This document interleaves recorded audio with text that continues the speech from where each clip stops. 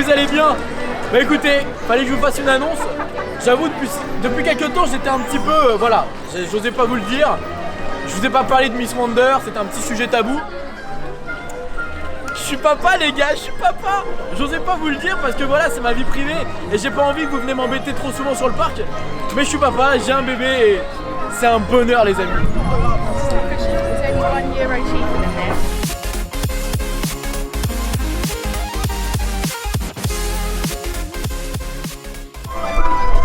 Bon, par contre, le souci c'est que, en fait, d'avoir un enfant, il y a des avantages, mais des fois il y a certains inconvénients. Et là, dans le cas présent, vous voyez, à chaque fois, il faut trouver un trottoir plat et c'est vrai que c'est pas facile. Là-bas, on va faire un détour. Le souci d'avoir un enfant, c'est que les prix à Disney, par contre, j'emmènerai à Kaby.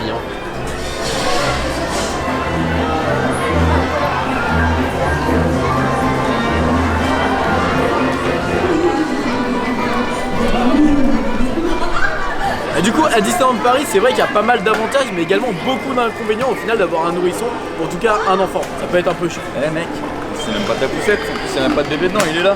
Elle est vide. Ah, vous l'aurez compris, malheureusement, je suis un petit arnaqueur, j'ai pas d'enfant. Mais du coup, c'est l'enfant de Benioff, mes amis. Voilà. C'est comme si j'étais tonton au final et que c'était un peu le mien. Non, c'est pas le mien. Je vais quand même vous expliquer les avantages et les inconvénients dans la partie juste après. Parce qu'il y a quand même pas mal de points à voir et c'est important quand on a des enfants à bien gérer sa journée à Disneyland Paris. Bon, et bien on se retrouve aujourd'hui pour l'avis, mes conseils et comment faire en sorte de passer une bonne journée peut-être sur le parc avec un enfant parce qu'il y a des avantages, des inconvénients. Et vous l'avez compris, hein, du coup c'est pas mon fils, hein, c'est celui de Benioff. C'est pour ça que justement j'avais envie de faire cette petite blague pour vous introduire une vidéo en fait sur une journée avec un petit nourrisson à Disneyland Paris.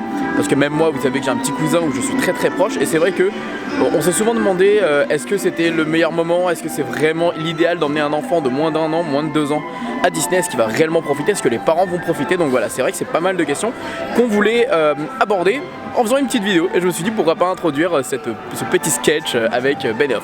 Bref, alors du coup, ce qu'il faut savoir c'est qu'à Disneyland Paris déjà vous pouvez louer des poussettes. Mais les poussettes, alors j'en ai juste deux comme ça devant moi, vous allez voir, ce sont des poussettes qui sont au format assis. C'est-à-dire que votre enfant ne va pas pouvoir s'allonger et ce n'est pas forcément des poussettes adaptées pour des nourrissons. C'est vraiment adapté je pense pour 2, 3 ans, 4 ans à la limite, mais voilà, il va être assis et il ne va pas être allongé. Donc si vraiment vous voulez que votre enfant soit à l'aise dans sa poussette, je vous conseille évidemment de ramener votre propre poussette. Et ces poussettes là vous pouvez les retrouver directement, alors on va y aller, hein. Location de poussettes, bah c'est juste là. Location de poussettes et de fauteuils roulants si vous ne le saviez pas, voilà.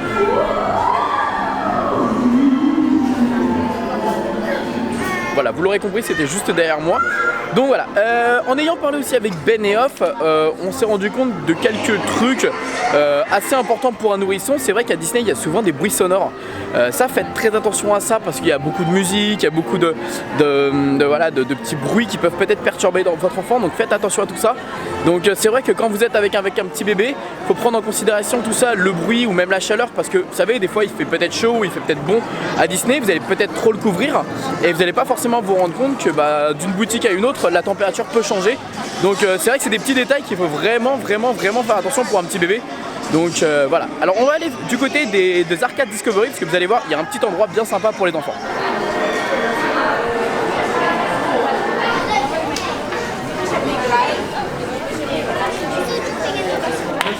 Non mais en fait c'est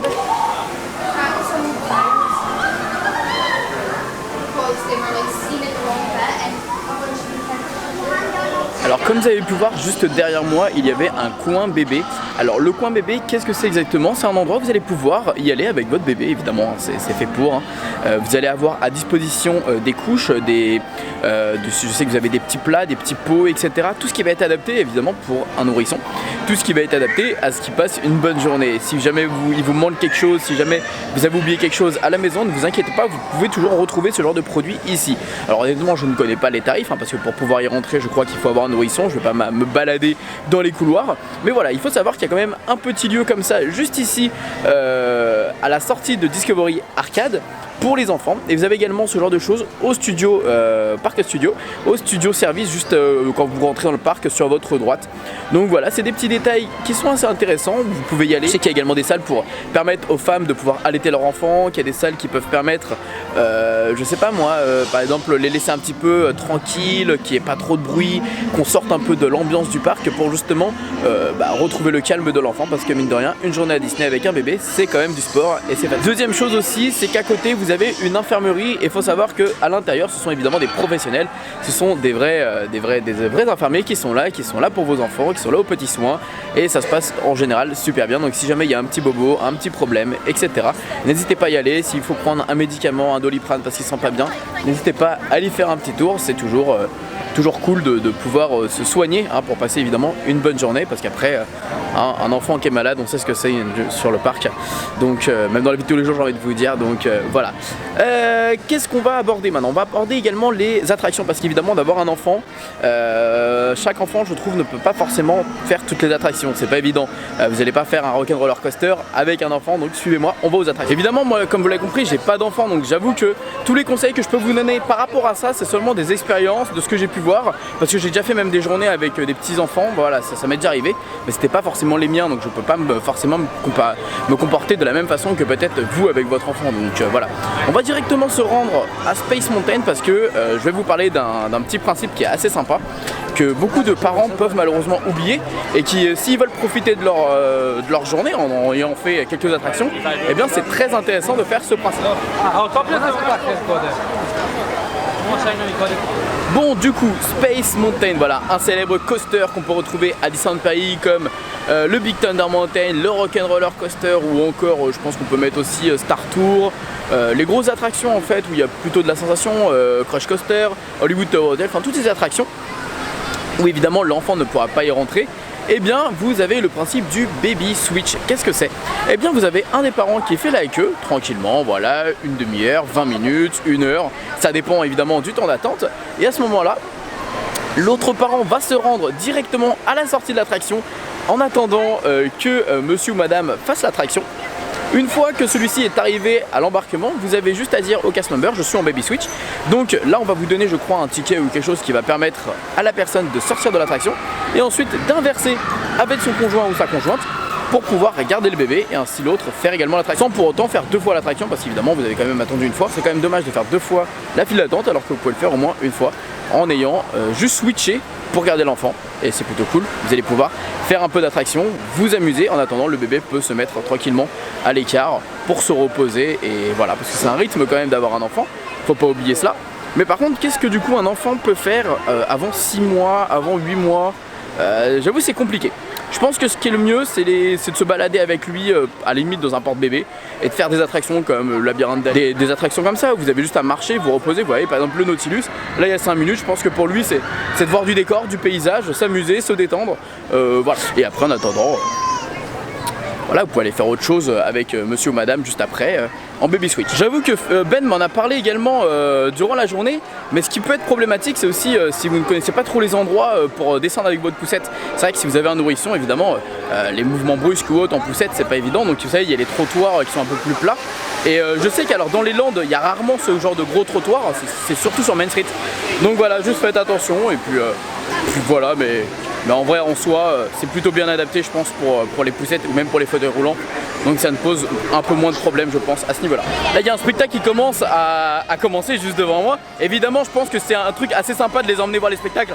Par contre justement comme je disais tout à l'heure, faites gaffe à la musique, qu'elle soit pas trop forte, mais voilà, ça leur fait de la musique, ça leur fait des décors, ça leur fait des images, c'est plutôt sympa pour eux.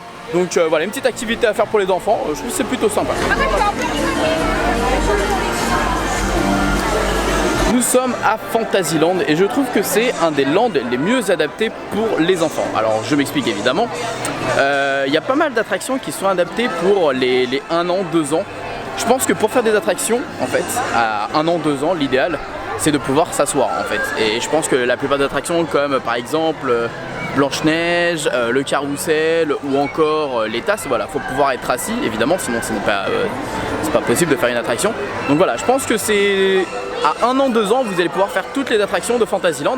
Et en plus de ça, bah, vous allez avoir pas mal de produits qui vont être adaptés à un jeune public, évidemment, qui vont peut-être intéresser vos enfants, mais surtout, il y a pas mal de décors qui vont être également adaptés pour eux lorsque vous allez vous balader dans des boutiques ou autres. Vos enfants vont voir des décors différents que vous allez voir. Vous allez voir la chaumière des 7 nains, il y a pas mal de choses adaptées pour les enfants. Alors, vous allez voir.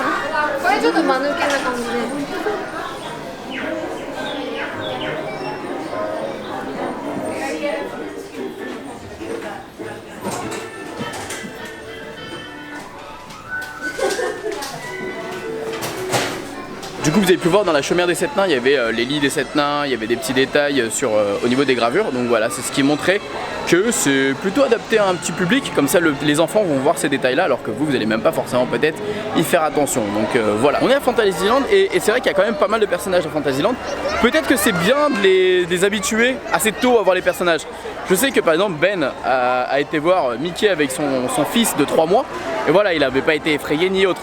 Je pense que si vous y allez assez tôt pour les voir, peut-être que quand ils vont grandir, du coup ça va être une habitude pour eux et bah ils vont pas avoir si peur que ça. Je pense que pour eux ça va être une habitude. Mais enfin bref, du coup voilà. Je pense que j'ai fait plutôt le tour de tout ce qu'il y avait à vous dire par rapport aux enfants. Globalement, essayez de faire en sorte que votre journée soit adaptée pour lui, c'est-à-dire ne faites pas des grosses journées. Un enfant ça a besoin de se reposer, un enfant ça peut pas tenir du matin jusqu'au soir. Donc essayez de voir à quel moment il est opérationnel pour y aller. Et puis dès que vous sentez qu'il est fatigué, n'hésitez pas à rentrer chez vous. Je pense que ça sert à rien de le fatiguer et d'utiliser toutes ses forces. Enfin bref, sur ce, je vous fais des bisous. N'hésitez pas à me dire si vous avez déjà été à Disney avec un petit bébé. On se retrouve la prochaine fois. Et n'oubliez pas que tout le monde a le droit de rêver, alors pourquoi pas vous?